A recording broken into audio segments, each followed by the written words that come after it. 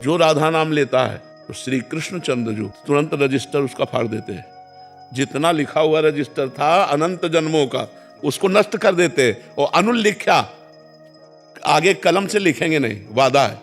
तो समस्त संतों के दर्शन का, समस्त शास्त्रों के स्वाध्याय का, समस्त तीर्थों के अवगाहन का एक ही फल है, भगवत स्मृति। कि उठते बैठते चलते फिरते हमारे हृदय की धड़कन और राधा नाम एक हो जाए। जैसे यहाँ पकड़े तो यहाँ से निकले राधा राधा, ऐसा अनुभव हो कि नाड़ी जो धड़क रही है वो कह रही राधा राधा राधा। रोम रोम जब रग रग बोले तब कछ स्वाद नाम को पावे।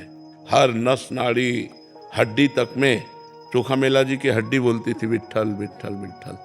तुकाराम जी जहाँ चरण रख देते तो भूमि बोलती थी विठ्ठल विठ्ठल विठ्ठल।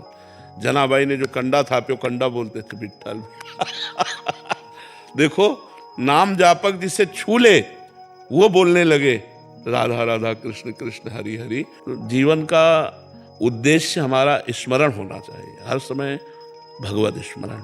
इसलिए एकांत में बैठकर रो और प्रियाजू को रिझाओ और उनसे मांगो कि आपके चरण मिल जाएं।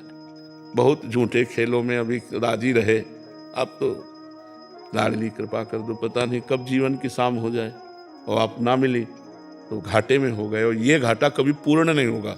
अब पता नहीं हमें मनुष्य जन्म मिले कि ना मिले, कौन वादा करे, कौन ठेका ले इस बात का कि मुझे मनुष्य जन्म मिलेगा और साधन करने को मिलेगा। ये मनुष्य जन्म मिला ही केवल भगवत साक्षात्कार के लिए।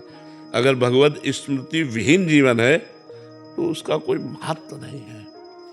चाहे जो कुछ यहाँ धार्मिक कृत्य कर लो उसका पुण्य होगा, और पुण्य क्षीणे मृत्यु लोके विसंति।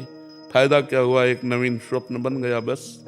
स्वप्न ही है स्वर्ग आदि सुखों को भोग। तो हम स्वाप्निक सुखों में नहीं, उमा कहो में अनुभव अपना, सत हरि भजन जगत सब ये सब स्वाप्निक है। यहाँ सो सब धर्म कर्म जर जाऊ, जहाँ न राम पद पंकज भाऊ।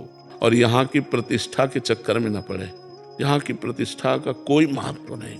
बड़े बड़े यशस्वी मनस्वी हो गए, कौन जानता है। सब नवीन नवीन आधुनिकता में प्रपंच में फैलता चला जाता है और विस्मृति के गर्त में चला जाता है। तो निरंतर भगवत स्मृति में रहिए, इस जीवन का कोई भरोसा नहीं, कब आंख मुंद जाए।